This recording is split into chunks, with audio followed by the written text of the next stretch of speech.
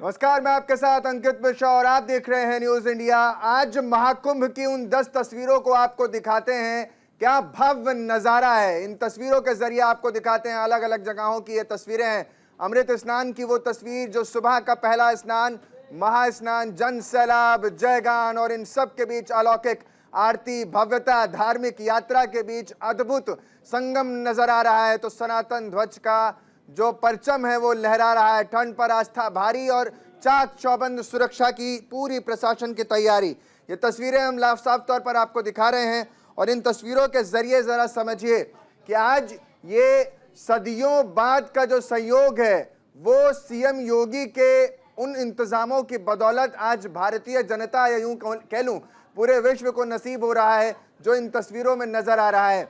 हजारों की संख्या नहीं, करोड़ों की संख्या में श्रद्धालु यहां पर पहुंच रहे हैं और 40-45 करोड़ से ज्यादा श्रद्धालु अब तक आस्था के इस महासंगम में डुबकी लगा चुके हैं। ये 10 तस्वीरें 9 बजे की इसलिए भी खास हैं कि अब तक जो लगातार सुबह से तस्वीरें चलती रही उन सब के बीच महाकुंभ की ये बड़ी तस्वीर है जहां आरती भी हो रही है, स्नान भी हो रहा है और बड़ी संख्या में लोगों का जमावड़ा भी नजर आ रहा है। महाकुंभ में श्रद्धालुओं से भारी उत्साह देखने को मिल रहा है। जहां अमृत स्नान के लिए तमाम श्रद्धालुओं का जमावड़ा उमड़ कर सड़कों पर आज पहुंचा है। व्यवस्था की मॉनिटरिंग के लिए खुद सीएम योगी इस वक्त बैठे हुए हैं। लगातार एक एक बारीकी पे नजर तमाम अधिकारी की भी है। हेलीकॉप्टर से पुष्प वर्षा की जाएगी। महाकुंभ में माघ पूर्णिमा पर अमृत स्नान के लिए सुबह से ही श्रद्धालुओं की भारी भरकम हुजूम जो है सड़कों पर नजर आ रहा है। संगम को दोनों तरफ अगर आप नजर गड़ाएंगे, तस्वीरें दिखा रहे हैं एरियल शॉट की जहां पर आपको भीड़ नजर आ रही है। इन तस्वीरों में साफ तौर पर आप देख पाते हैं कि पूरा जो हिस्सा है वो मानिए कि जन सैलाब से पट चुका है।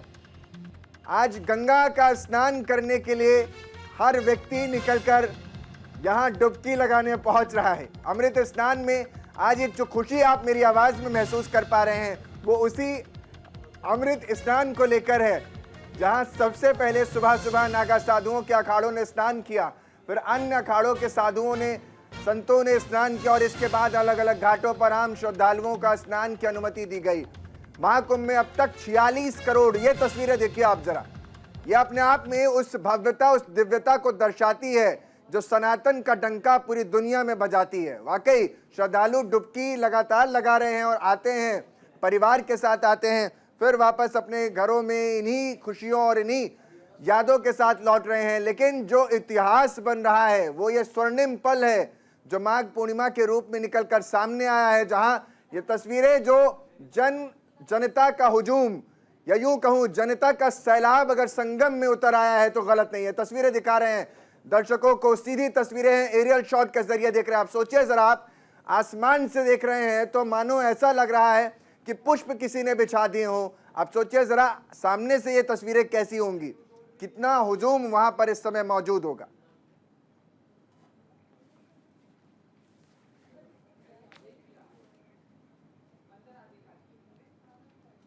हर कोई जानना चाहता है कि माघ पूर्णिमा पर महाकुंभ स्नान का महत्व क्या है। मैं आपको यह बताता हूं। दरअसल मान्यता के अनुसार देवी देवता धरती पर आते हैं। माघ पूर्णिमा के दिन स्नान करने से मोक्ष की प्राप्ति होती है। माघ पूर्णिमा पर कल्पवास खत्म होता है जो 1 महीने का चलता है। माघ पूर्णिमा पर स्नान करना सबसे श्रेष्ठ माना जाता है। आज के दिन जरूरतमंदों को दान भी करना चाहिए, ये बहुत शुभ माना जाता है। और हम भी आपसे कहते हैं कि ये धार्मिक आयोजन नहीं है बल्कि ये भारतीय संस्कृति और सभ्यता है जो इस महाकुंभ के रूप में निकलकर सामने आती है और हर व्यक्ति इसमें सराबोर नजर आता है। और ये तस्वीरें भी इसीलिए खास हैं क्योंकि इस मौके पर न केवल वृद्ध लोग, एक समय कहा जाता था कि ज़्यादातर जो पूजा पाठ है वो आज के दिन ज़रूरतमंदों को दान करना बहुत ज़रूरी है। जो तस्वीरें ग्राफिक के जरिए आपको बता रहे हैं, कहा जाता था कि जो लोग वृद्ध हैं वही मंदिर और पूजा अर्चना में विश्वास रखते हैं। लेकिन आज स्थिति बदली है। सनातन का जो झंडा है वो आज हर युवा के हाथ में नजर आता है और यही वजह है कि इन्हीं के साथ ये तस्वीरें और भी विहंगम हो जाती हैं। महाकुंभ के इस खास मौके पर माघ पूर्णिमा का स्नान न सिर्फ धार्मिक दृष्टि से बल्कि आध्यात्मिक दृष्टि से भी बेहद अत्यधिक लाभकारी है और शुभ माना जाता है। वहीं इस पावन अवसर पर श्रद्धालु वाराणसी में पवित्र स्नान कर रहे हैं और ये तस्वीरें हम दिखा रहे हैं जहां इन श्रद्धालुओं का लगातार जो जहां पहुंच पाए वो उसकी कोशिश है। कई लोग तो ऐसे भी हैं जो महाकुंभ पहले प्रयागराज जाते हैं, फिर वाराणसी जाते हैं, फिर अयोध्या होते हुए अपने घरों को जाते हैं। और ये सिर्फ एक प्रदेश की बात नहीं है, हर प्रदेश से लोग निकल कर आ रहे हैं, हर राज्य, हर स्टेट से कह लीजिए लोग यहाँ पहुँचते हैं। और इतना ही नहीं बल्कि दुनिया से लोग यहाँ पहुँच रहे हैं। धार्मिक केंद्र है हिंदुस्तान, और ये जो सनातन है वो दुनिया को संदेश देता है कि कैसे सभ्यता और संस्कृति में रहकर एक बड़ा देश सुदृढ़ हो सकता है। मेरे साथ मेरे सहयोगी वाराणसी से मदन मोहन शर्मा जुड़ रहे हैं। मदन, वाराणसी की तस्वीरें भी हम लगातार दिखा रहे हैं और माघ पूर्णिमा पर संगम का सैलाब भी दिखा रहे हैं। क्या व्यवस्थाएं हैं लोगों में, क्या कुछ उत्साह देख पा रहे हैं? अगर कुछ लोगों से बात कर सके तो वो भी हमें सुनवाइएगा।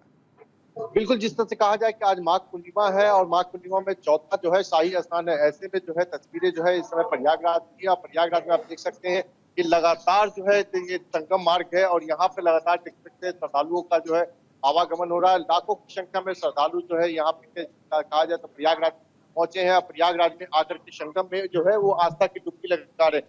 तो वहीं अगर हम बात किया जाए तो पूरी एक अगर इसमें बात करें तो इसमें मुख्यमंत्री योगी आदित्यनाथ खुद जो है इसमें जो है निगरानी कर रहे हैं। लगातार जो लोग यहाँ पे मौजूद है उनसे बात करने की कोशिश करेंगे। भैया कहाँ से आए? हम प्रयागराज से आए हैं और कौशाम्बी के रहने वाले। हमें योगी आदित्यनाथ जी का जो व्यवस्था है ये बहुत अच्छी लगी है। उनको हम तहे दिल से धन्यवाद करना चाहते हैं कि इतनी बड़ी व्यवस्था जो आज तक मतलब कभी नहीं हुई है, जितना कड़ा प्रशासन और सहयोग रहा है और इतना साफ सुथरा जो है हमारा प्रयागराज को उन्होंने नक्शा बदल दिया है। उनको हम तहे दिल से धन्यवाद करते हैं। कुछ लोग और भी उनसे बात करेंगे। कहाँ से आई हैं? हम प्रयागराज से आए हैं। प्रयागराज से ही है। हाँ। स्नान करने की आज आई है माघ पूर्णिमा। हाँ। क्या कहना चाहेंगे, किस तरह आगे आज? मुझे बहुत ही अच्छा लगा यहाँ पे आकर के, और अभी मैं स्नान करने के लिए जा रही हूँ। तो स्नान करने के बाद आज मैं आपको बताती हूँ कैसा लगा। जिस तरह से कहा जाए कि आज माघ पूर्णिमा का जो है ये शाही स्नान है और इसमें जो है लाखों की संख्या में श्रद्धालु जो है कहा जाए तो प्रयागराज पहुंचे। या सिर्फ प्रयागराज ही नहीं, अगर हम बात करें तो वाराणसी में भी जो है इस तरह का जो है वो नजारा आपको देखने को मिलेगा, क्योंकि यहाँ प्रयागराज के बाद जो है वाराणसी में जो है लाखों की संख्या में श्रद्धालु जो है वाराणसी पहुंचे हैं। वहां पे भी जो है कहा जाए तो गंगा में जो है वो स्नान कर रहे हैं, उसके बाद बाबा विश्वनाथ का दर्शन कर रहे हैं। तो वहीं अगर हम बात करें तो यहाँ पे जो प्रयागराज में चाहे वाराणसी की बात करें तो हेलीकॉप्टर के द्वारा जो है वर्षा जो है वहाँ पे की जा रही है। सुरक्षा की बात अगर हम बात करें तो सुरक्षा की काफी व्यवस्थाएं किए गए हैं।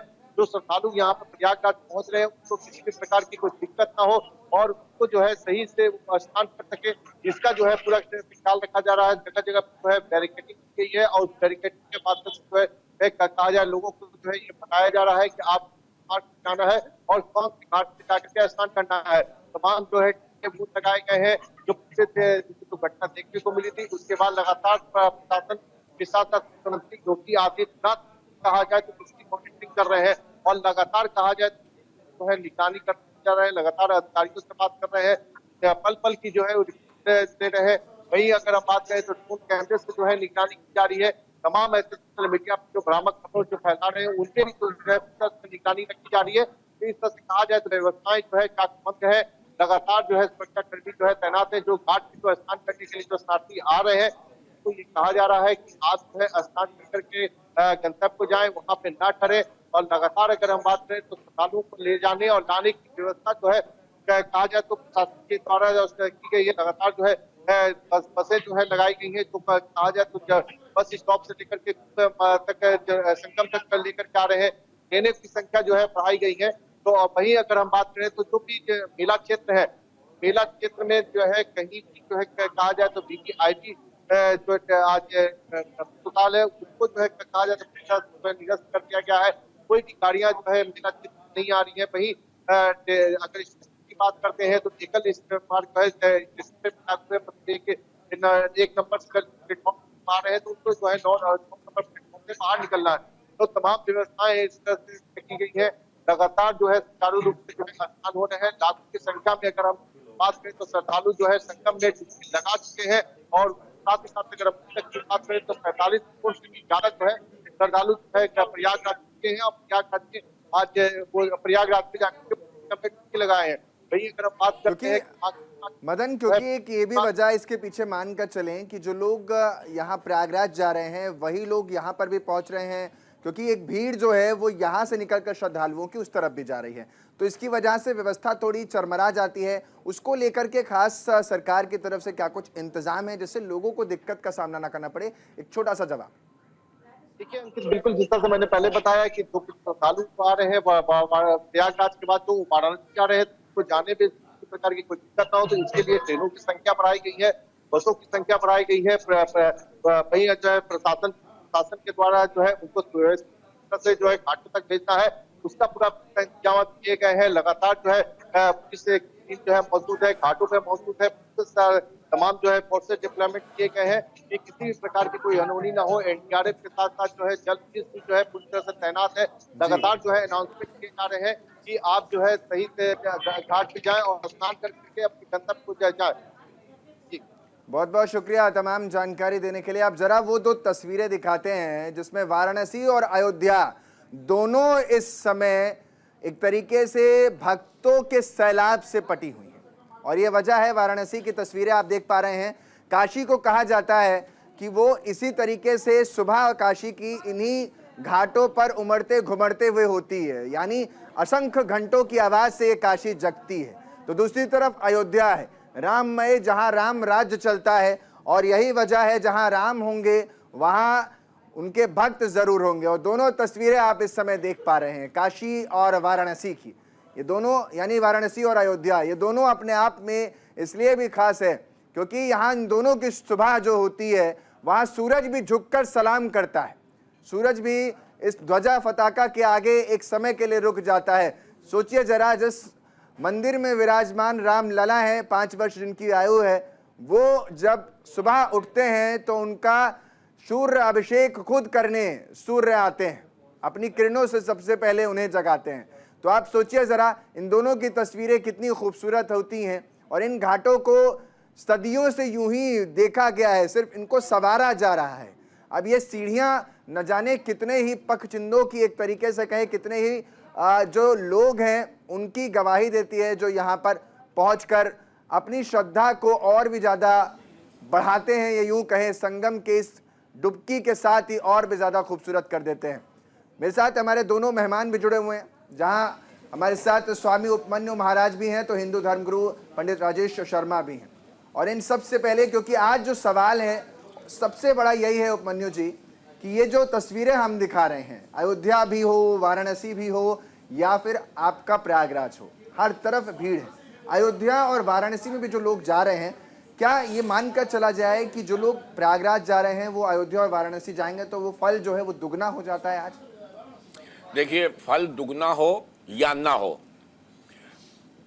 पर उनको श्रद्धा में बल मिलता है कि जब वो कह रहे हैं कि हम तीर्थ के लिए निकले हैं घर से, तो क्यों ना हम दोनों जगह करके अपनी पूर्ण को, जो पूर्ण है उसको पूरा कर ले। ये श्रद्धा की बात है। पूर्ण कम मिले या ज्यादा मिले, ये बात की बात है कि हमको पूर्ण मिला कि नहीं मिला। हम पूरी श्रद्धा से और भक्ति से काम करेंगे तो नो डाउट बिल्कुल पुण्य मिलेगा ही। क्या मिलेगा क्या नहीं मिलेगा वो दैट्स अनदर थिंग, वो बात की बात है। तो वहां से आदमी नहाता है, वाराणसी जाता है, वाराणसी से अयोध्या जाता है। कि हम घर से निकले हैं तो हम करीब करीब तीनों दर्शन करके, भोले बाबा का भी और राम का भी दर्शन करके अपनी यात्रा, मतलब कि जो ये धर्म यात्रा है उसको पूरी कर लें। और ये उनकी मान्यता है, और मान्यता में अगर बल मिलता है तो कार्य करने में कोई दिक्कत नहीं है। और जिसको कहते हैं कि पुण्य तो मिलेगा ही मिलेगा, लेकिन पुण्य की विवेचना नहीं की जा सकती, श्रद्धा की विवेचना की जाती कि कितने श्रद्धालु हैं। कि यहाँ पे लोग कह रहे हैं कि कठिनाई है, 300-300 किलोमीटर की लाइन है, उसको सब पूरा करके उस भीड़ से निकल के खाने को नहीं मिल रहा है, नहीं मिल रहा, कोई दिक्कत नहीं है, उसके बाद भी वो बनारस जाते हैं।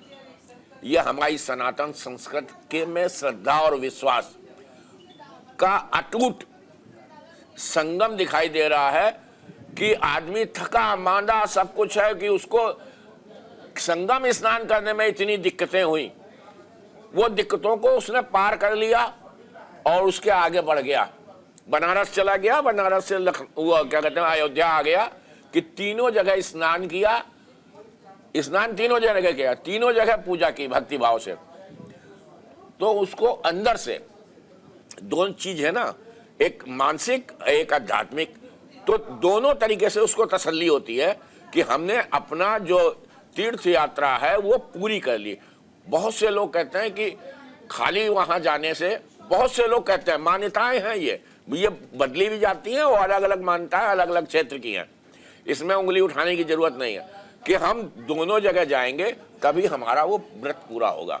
तो इसमें ऐसी कोई बात नहीं है, सब जा रहे हैं, थके हैं, मांदे हैं, परेशान हैं, लेकिन उनसे कभी ये नहीं कह सुनने को मिलेगा कि व्यवस्थाएं अच्छी नहीं है।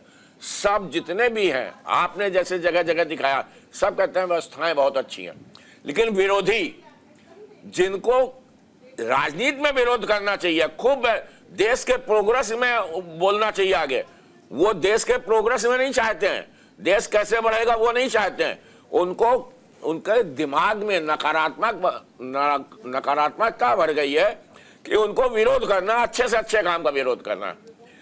तो अब भारतवर्ष में राजनीति जो है वो इतनी, जिसको कहते हैं गंदी हो गई है कि अच्छे काम में भी मिल के नहीं करते। राजनीति इतनी गंदी हो गई है कि संगम में स्नान करने के बाद भी धुल नहीं पाएगी, धुल नहीं पा रही। देखिए इंदिरा गांधी थी, इंदिरा गांधी जी जब, मेरी बात पूरी होने दीजिए, इंदिरा गांधी जी जब कोई अच्छा काम करती थी तो अटल बिहारी और बाकी सब उसकी सराहना करते थे, ना कि और इनके यहाँ आप अच्छे से अच्छा काम कर लीजिए, कोई नया से नया काम कर लीजिए, सराहना तो दूर, उसमें वो मीन मेख निकाल देंगे। उनका काम ही है, मस्तिष्क नहीं है उनका, उनके काम है विरोध करना, तो विरोध करना है उनको, अच्छे से अच्छे काम का विरोध करना। दो चीजें होती है, एक तो होते हैं अनजाने पाप और एक होते हैं जानबूझकर किए गए पाप। तो जो अनजाने पाप हैं वो तो गंगा स्नान से आपके धुल जाएंगे, लेकिन जो जानबूझकर किए हुए पाप, बहुत सही बात कही वो यमराज का लठ पड़ेगा। आज का मुख्य चीज है, बिल्कुल आज की मुख्य चीज है कि लठ पड़ेगा। वो बहुत सही कह रहे हैं, लठ से ही दूर होनी है वो। ठीक है, तो ये जो यमराज का तो इंतजार खैर बाद में किया जाएगा, लेकिन कोई ऐसा विकल्प है, क्योंकि जो लोग मान लीजिए नहीं जा पाए किसी वजह से या नहीं जाना चाह रहे हैं, अब मन में है लेकिन कोई योजन, ये पूरा जो आयोजन है वो कोई दूसरी सरकार करवा रही है, अगर हम जाएंगे तो उनको नंबर स्कोर हो जाएगा, गेन हो जाएगा, इस चक्कर में नहीं जा पाए, तो कुछ घर में ऐसा उपाय बता दीजिए कि घर में बैठे बैठे ही तीनों लोगों का दर्शन कर सके, या यूं कहें कि कुछ पुण्य वो भी कमा। अरे ये सनातन संस्कृति है, इतनी फिक्जुअल है कि यहाँ पे तो कहीं पे भी एक पथरा रख लिया और वहां से शंकर भगवान हो गए। तो सनातन संस्कृति में कहीं पे भी कोई चीज की ब्रक नहीं है कि यही सही है। आप घर में इतनी ही श्रद्धा से करिए, दान करिए, पुण्य करिए, स्नान करिए, सारे काम उसी विधान से करिए। राजेश जी ने कहा था कि पहले गंगा जल डालिए, तो उसमें ऊपर कितना भी पानी डालोगे वो गंगा होगा। बिल्कुल राजेश जी की बात में ये इसको ध्यान देना चाहिए। अच्छा, ये मैं भी मानता हूं, क्योंकि अगर हम और अगर पहले पानी डाल के गंगा जल डाला तो वो पानी हो जाएगा। क्योंकि अगर संगम नहीं जा पाते तो मैंने भी कहीं सुना था कि आप नहाते समय अपने जो बहुत सही बात ये मैंने अभी विस्तार पूर्वक बताया भी था कि पहले हम गंगा जल डाल करके और पानी डाल करके फिर उससे स्नान करें, और उसके बाद में पूर्णिमा होनी चाहिए, बहुत बड़ी बात है, भावना अच्छी होनी चाहिए। पूर्णिमा पर विशेष रूप से श्री हरि विष्णु की भक्ति करने का विधान बताया जाता है। सत्यनारायण भगवान की कथा आज के दिन करवाई जाती है पूर्णिमा पर, हर एक पूर्णिमा पे करवाई जाती है। तो ये तो सारे शुभ कर्म करिए, बहुत बढ़िया, इसलिए इस पर तो विशेष महत्व बन जाता है। तो स्नान दान करके और उसके बाद में भगवान सत्यनारायण की कथा का घर में आयोजन करवाएं, एक ब्राह्मण और उसकी पत्नी को भोजन करवाएं, जो हो सके और ज्यादा हो सके और ज्यादा करें, और ज्यादा हो सकता तो और ज्यादा करवाएं, क्योंकि दान पुण्य के लिए कहा गया है यथाशक्ति दान करें, जितनी आप में शक्ति है उतना आप दान करें, ठीक है। और ये ब्राह्मण और ब्राह्मण की पत्नी जोड़े से बुला करके और उनको भोजन करवाने का विशेष महत्व बताया गया है।